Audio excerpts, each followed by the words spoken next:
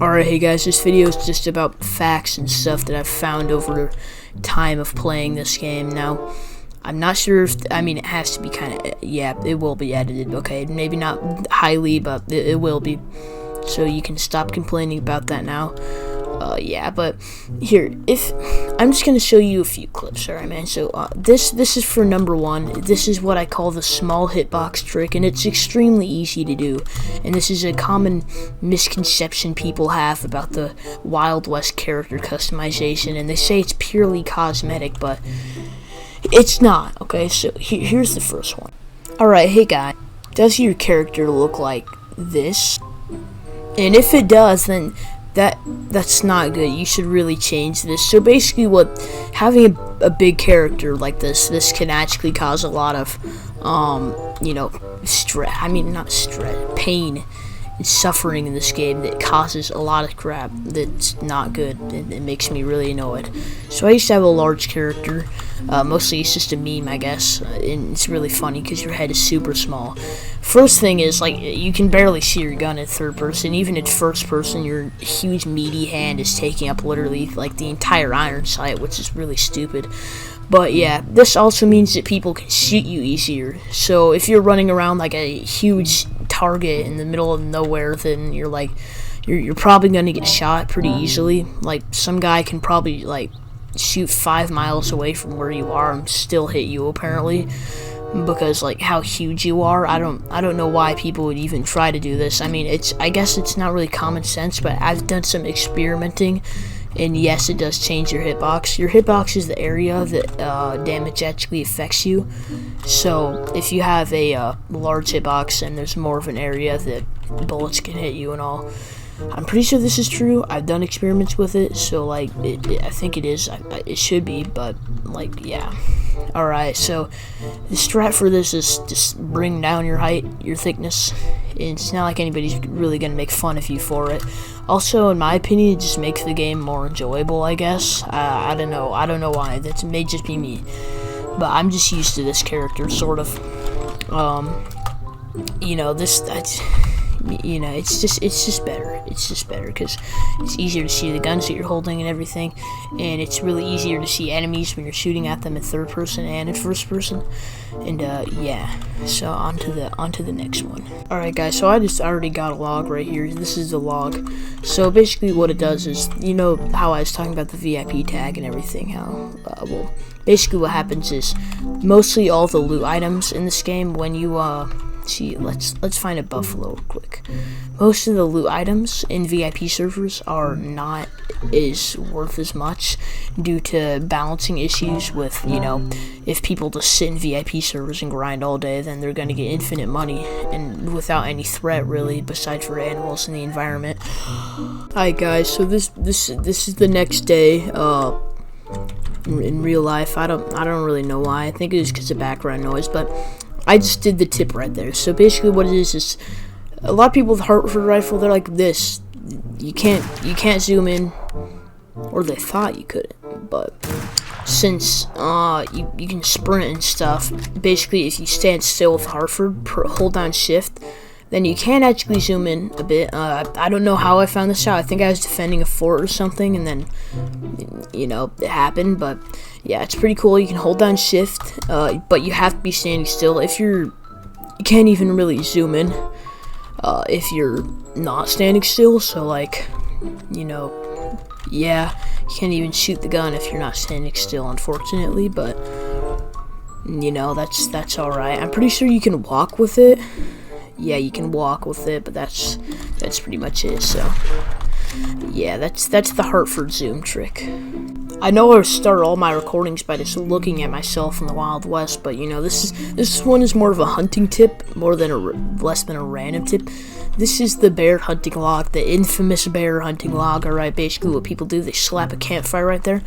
There's 2 bear spawns. The most common one is right there. And then there's another bear somewhere back here. I think they have to walk over in the range, but then they can't get you up here. The mule shotgun is best for bear hunting, in my opinion. Even though I really hate everybody that uses it for PvP, I actually have one just for bear hunting due to the high damage in the double shot and also the fast fire rate. Otherwise than that, don't use it for PvP, please. And also the, like, you know, the mid-range damage and stuff, it's still pretty good for hunting.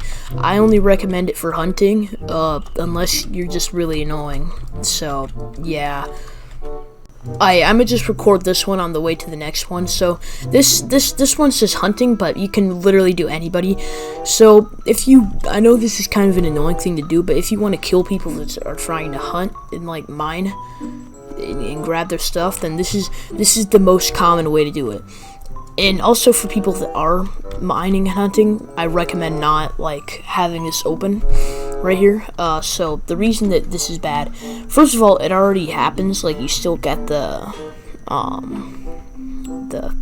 quest, but second of all, if I don't have an example on it right now because people aren't in my server, but basically if you get near or in a certain radius, and it's a large radius by the way, of somebody mining with this right here, then you will be able to see where they are. Even if you're an outlaw, it doesn't really matter who you are, they can still see where you are. So yeah, you can use this to your advantage.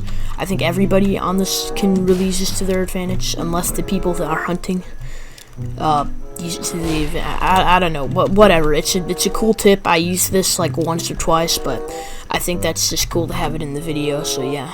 Alright, this one might not be as, like, I guess useful, I don't know, but basically, if you're in the night here and people are wearing dark clothing, and, they're trying to raid your fort, this is a common tip that I found out. If you actually shoot it a bit, then the smoke that comes out, you can actually see in the dark with it, so you only have to, like, shoot once, maybe, which is, like, literally $1 in-game, but you can just shoot it once, see around for them. And another thing, I don't currently have the money for it, but I can just use this for a substitute. You can actually use the flare gun as a light source to reveal people's positions, because the flares do last on the ground, so you can pretty easily just shoot one near them, have a big red area around it for maybe a good minute there, which is actually very useful. It's only 1,000, but the ammo is kind of pricey sometimes. But also the firework launcher, if you did buy it when it was available on the Game Pass store, then good for you. You can also use this. It doesn't have the best effect, but it looks a lot cooler. Not gonna lie, but yeah. So I hope this recording doesn't corrupt, because yeah, it's just because, yeah, I'm gonna be honest with you. So the last recording is kind of like messed up right now, and I have to remake it. So this is about siege ladders. Now some people for some reason don't know about this. I don't know, maybe I'm just stupid, but I don't think some people know about this. So basically, if you get 5 planks and you get a building hammer, I'm pretty sure you can buy them at the fort shops or at the at anything really.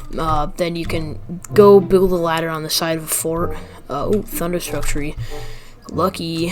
And then what you can do after that is just run in and capture the fort. Now I'm gonna actually get this Thunderstruck tree because there's another. Yay, that was really cool. Alright, boys, and other people, woman, yeah. Okay, so I got the Volcanics. Now some people don't know about these, or they just think that they're really bad, but they're actually quite good. Obviously the huge thing about these are like they drop on death, unfortunately, but still worth it if you're good at the game. So if you're like an early player, you don't know too much about PvP, then honestly these aren't really worth it, because you're probably gonna be dying more often, and you don't want to lose money. So these are fairly cheap. They're literally just $80 from any so the rifle's from the Spencer shop and the pistol is from the Henry shop. Both of them are good, but I prefer the rifle more. It is about the same damage as the harmonica rifle, but it has a very quick reload, but also you can fan it too, which is also really good. And it does a lot more damage. Now, I'm not sure if I have a, I used to have a harmonica, but I sold it because it's kind of pointless, but, you know, yeah. So, yeah, it's really good. I'm gonna go try it on an animal real quick. So this is a deer. Maybe the accuracy isn't the best. I literally shot it. Oh my god. Okay, you can also, I like the iron sights. This is probably like one of my favorite iron sights in the entire game. It's quite accurate. It's just I'm really bad at aiming. Yeah. See, it's really good. It's a really good gun, but obviously it does drop on death, so it's personal preference. For me, I generally don't buy them, but you know that might be different for you guys. Can I get this bear? Come at me, bear. Okay. Oh boy, he coming. Oh, he's just gonna stare extremely menacingly up there. Oh god. I'm just gonna put him out of his misery. Come here. See, guys, that's what this gun can do. It's really good. Alright guys, so it's the night in the Wild West. Now this is another thing about the clothing editor and avatar editor. Now some of you may want to know like why I wear only dark clothing and dark stuff in the Wild West, but this is kind of why. Whenever I raid a fort or something, and I generally do these by night, simply because of this, it's a lot harder to spot somebody if like they're in darker clothing. Like if I'm like this or running at you, then you know you're probably going to see either the vibrant orange or this is a horrible outfit, by the way. I just picked two random things, but I think if you want to go full stealth, maybe not the most swag thing ever, but if you just want to go full stealth, pick something like this, and something that's like either a solid color, like maybe this, and then you can go to colors. Just, you can literally pick anything for this, by the way. Just make sure it covers like everything, and yeah, so I already have that one. And, you know, you can also make your skin tone darker, but that's obviously personal preference, you know. That's, yeah. So, you can literally do anything with this, but dark clothing, I picked the Plague Doctor mask because it's, very dark. So, yeah.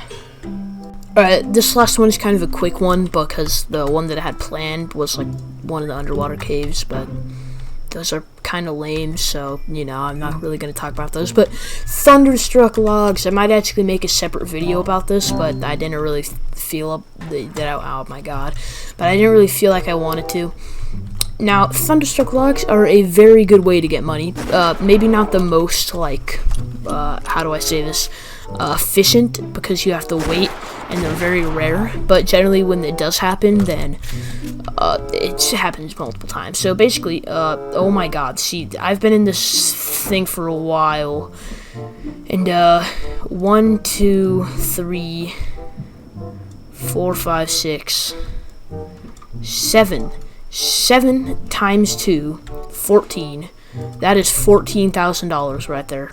Worth Thunderstruck logs. Now, how did I find that out? A Thunderstruck log drops a Thunder tree. It doesn't matter the size. Always drops one log, but that log is worth 2,000. See, last time on that one recording of the siege ladders, I actually found two. Yeah, you know, 2 Thunderstruck trees, so you probably know what they look like. They're very distinctable. Even if you don't know what they look like, you're gonna know. Like, it's just these huge burning trees. It's very hard not to notice. I'm you know, very hard not to, but you're generally gonna want a good axe. Now, I'm just gonna say right now, it's worth it to buy tier 3. I know it's really expensive, but you're probably gonna get more money off of Thunderstruck trees and make that back. Maybe not for just getting gathering logs in general, but Thunderstruck trees are like a really, really good source of money, so that's why being a lumberjack can actually be worth it sometimes, but only if you're in a VIP server, since they did not nerf the cost of them in VIP servers. You can still get them. See, they're gonna have some Thunderstruck trees in a second here, so let me see if I can find some. Alright, so unfortunately it stopped raining, but that's kind of like the end. Oh my god! Okay, well that's the end of the video, guys, so I hope you enjoyed. You know, okay, goodbye. Like and subscribe if you want to, and if you enjoy this. And tell me video ideas. I might make a separate video on literally every single gun of the game, including the mare's leg. you know, all the exclusive guns. Maybe not the AR-15 because that's a admin gun, unless, you know, okay, actually, I'll probably make a video on each and every one of these, but yeah, okay, goodbye. Also, guys, look at the axe in my hotbar real quick. What?